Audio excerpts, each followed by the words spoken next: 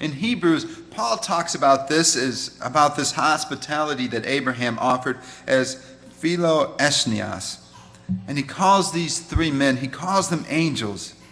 And it was like the same as Abraham welcoming God into his tent, into his midst.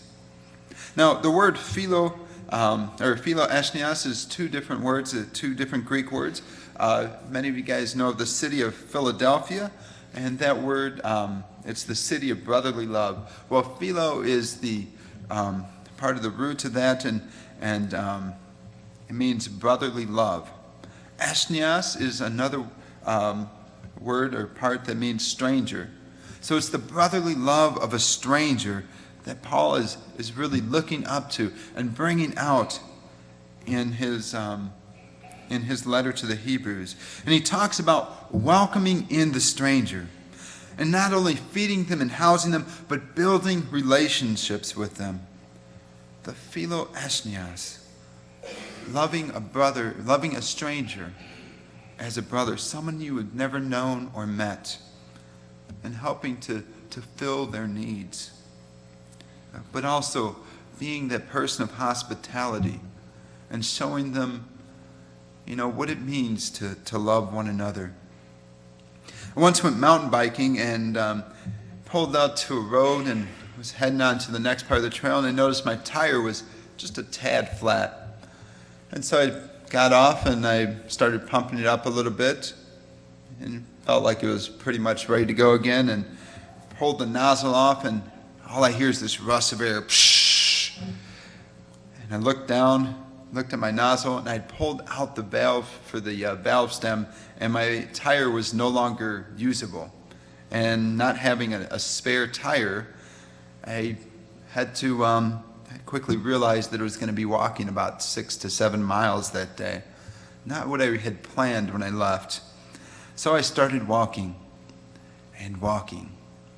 Well, pretty soon this van pulls up alongside of me after a couple miles of walking and says, "Hey, do you need a ride? Hop in." Didn't really even ask. It was kind of like, "Oh, you need a ride."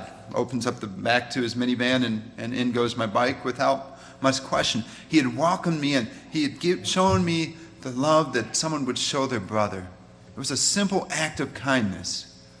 But I would beg to say that he was an angel to me. Someone showing me what it means to love each other, to love a neighbor, to show philoesnios.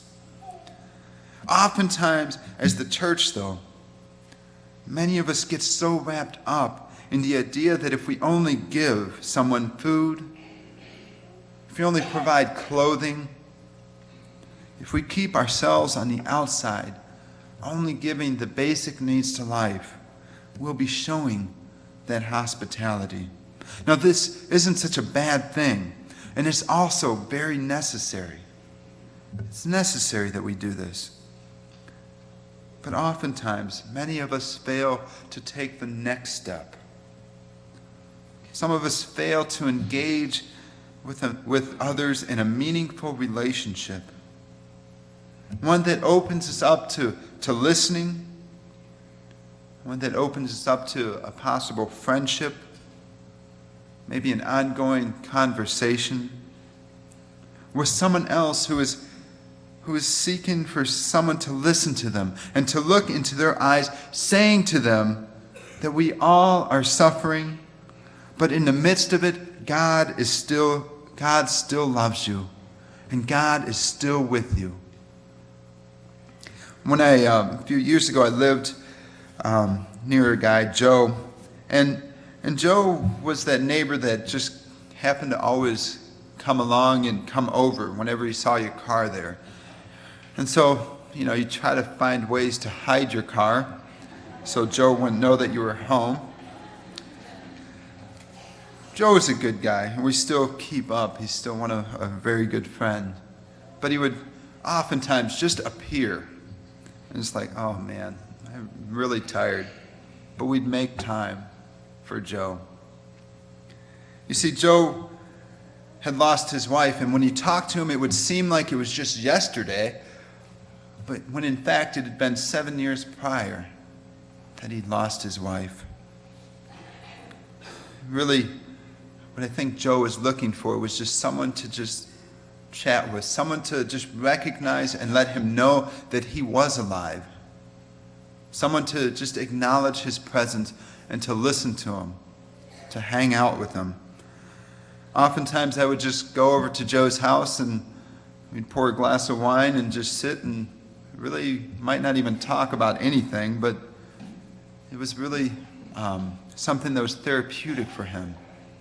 It was showing that love of a brother, someone who was a stranger and has now become a good friend.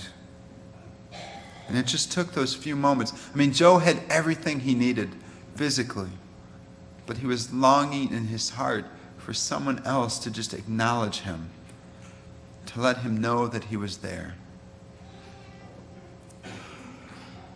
What would the community of Love's Park look like if when we gathered, after feeding, after clothing, we simply just sat down and sat side by side with others and simply listened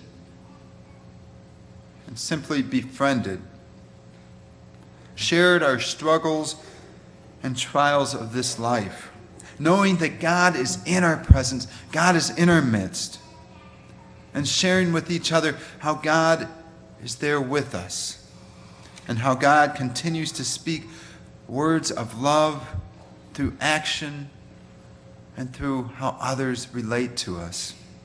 I mean, would we find a new friend? Maybe we'd find a new confidant. Maybe some new perspectives on life, or someone to rely on next time we're in a bind. Or maybe, just maybe, we might find an angel telling us God's message and instruction for our lives. Amen.